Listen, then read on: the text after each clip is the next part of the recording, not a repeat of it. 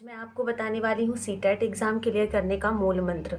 जैसे कि आपको मैंने पहले वाली वीडियो में भी बताया था कि सीटेट एग्ज़ाम में सबसे ज़्यादा पोर्शन जो होता है वो सीडीपी का इम्पोर्टेंट होता है।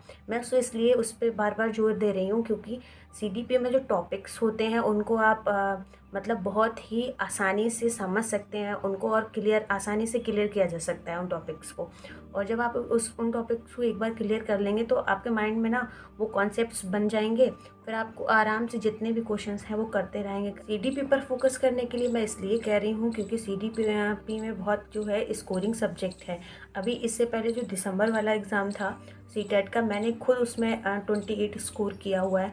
तो इसलिए मुझे पता है कि सीडीपी में स्कोर करना आसान है। तो मैं आज आपको बताने वाली हूँ 7 ऐसे टॉपिक्स सीडीपी के जो बहुत ही ज़्यादा इम्पॉर्टेंट हैं।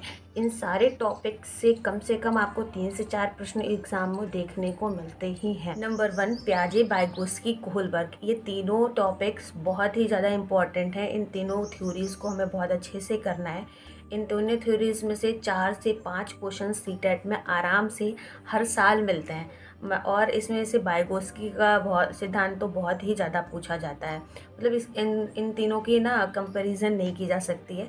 तीनों से ही बहुत अच्छे अच्छे क्वेश्चंस आते हैं। Number 2, new education policy. इस वाले टॉपिक से बहुत सारे प्रश्न लास्ट ईयर भी बने थे, और आप जाके चाहो तो किसी भी प्रीवियस ईयर क्वेश्चन पेपर से आप चेक कर सकते हैं। एनईपी बहुत ही ज़्यादा इम्पॉर्टेंट टॉपिक है। और इसके बाद है नंबर 3, विकास की अवस्थाएं या विकास के सिद्धांत। ये वाला जो टॉपिक है ये थोड़ा सा लॉन्ग टॉपिक है, लेकिन इस वाले टॉपिक से आपको पूरे जो सीडीपी का जो एक सार है वो समझ में आता है, क्योंकि इस वाले टॉपिक से बहुत सारे प्रश्न बनते हैं। नंबर 4, जेंडर स्टीरियोटाइप्स, लिंग रूढ़िबद्धता। इस वाले पोर्शन से हर एक पेपर में क्वेश्चन आता ही है, एक प्रश्न तो निश्चित बनेगा ही।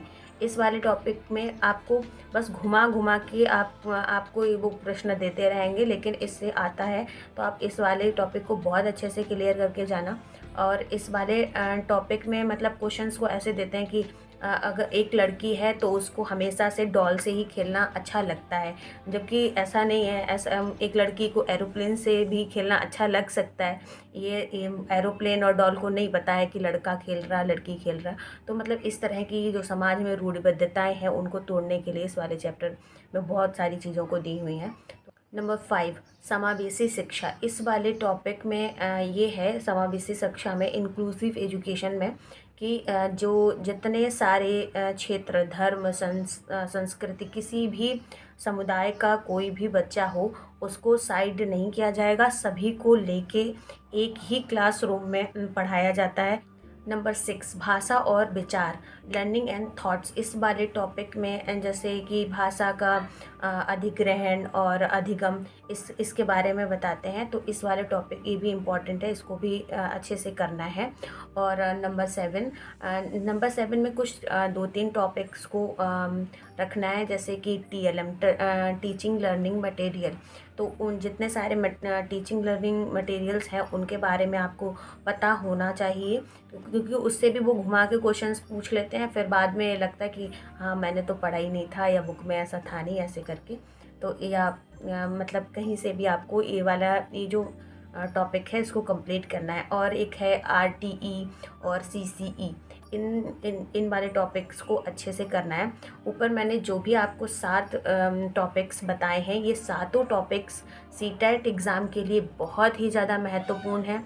और क्योंकि इन सातों टॉपिक्स से आप मतलब अगर इन सातों टॉपिक्स को कंप्लीट कर लें, फिर शॉर्ट नोट्स बना लें और अच्छे से रिवाइज़ करें, और उसके बाद आप प्रीवियस ईयर पेपर देख के देखना। जब प्रीवियस ईयर देंगे तो आप इन 7 टॉपिक्स को ही करने के बाद कम से कम 22 से 25 क्वेश्चंस आप आराम से कर लेंगे। और फिर उसके बाद पॉलिसिंग के लिए आपको वही 28-29 तक ले जाने के लिए प्रीवियस ईयर को बहुत अच्छे से करते रहना है। और बस इन्हीं टॉपिक्स के साथ में आपको बहुत अच्छे से सारे क्वेश्चंस को कनेक्ट करके देखना है।